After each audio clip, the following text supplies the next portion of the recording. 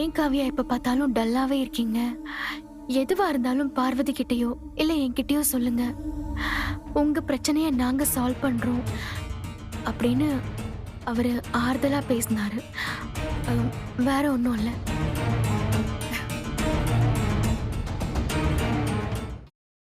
எ- என்னாச்சு? நீங்க தப்பா நினைச்சிட்டீங்களா? ச்சே ச்சே, நான் உங்களை தப்பா நினைப்பேனா? உங்க மேல என்னைக்குமே எனக்கு நம்பிக்கை இருக்கு. அதை தாண்டி அர்ஜுன் மேல எனக்கு ரொம்ப பெரிய நம்பிக்கை இருக்கு. ஆனா இந்த காலத்துல ஒரு ஆணும் பொண்ணும் தனியா பேசினாலே இந்த ஊர் உலகம் அத தப்பாதான் பாக்குது. அதுவும் அக்கம் பக்கத்துல இருக்கிறவங்க எல்லாம் சொல்லவா வேணும்? இப்போ யார் என்ன தப்பா சொன்னாங்க? நீங்க 2 பேரும் கார்டன் ஏரியால தனியா பேசிட்டு இருந்தீங்களா? அத பாத்துட்டு வந்து என்கிட்ட ஒருத்தவங்க சொல்லிட்டு இருக்காங்க. உங்களை யாரு என்னன்னு கூட விசாரிச்சாங்க. எனக்கு தெரியும் தப்பாலாம் எதுவும் இருக்காதுன்னு. இருந்தாலும் சும்மா கேட்டேன். ஆ, இனிமே நான் பேசல பார்வதி. ஐயோ, என்ன காவியா நீங்க? நான் உங்ககிட்ட ஜஸ்ட் கேட்டேன், அவ்வளவுதான். அதுக்காக நீங்க பேசக்கூடாதுன்னுலாம் நான் சொல்லல. அப்படி நான் சொல்லவும் மாட்டேன். நான் கேட்டேன்னு நீங்க பேசாம இருந்தாதான் நான் உங்க 2 பேரையும் சந்தேகப்படுறேன்னு அர்த்தம். நீங்க எப்பவும் போல இயல்பா இருங்க காவியா.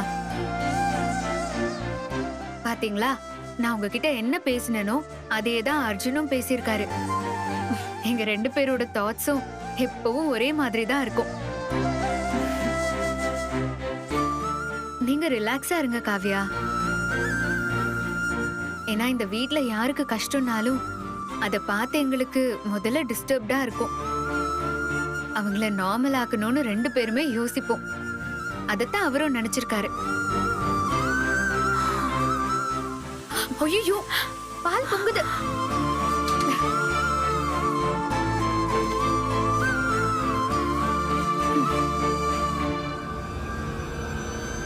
காவ்யா, நான் கேட்டதை நீங்க எதுவும் தப்பா எடுத்துக்கல? ஐயோ, இல்ல பரவாயில்ல, ஒன்னும் இல்ல. அப்புறம் நான் இதெல்லாம் எதுக்காக கேட்டேன்னா, ஐயோ, அது மார்க்கெட்டுக்கு போய் காய்கறி எல்லாம் வாங்கணும்.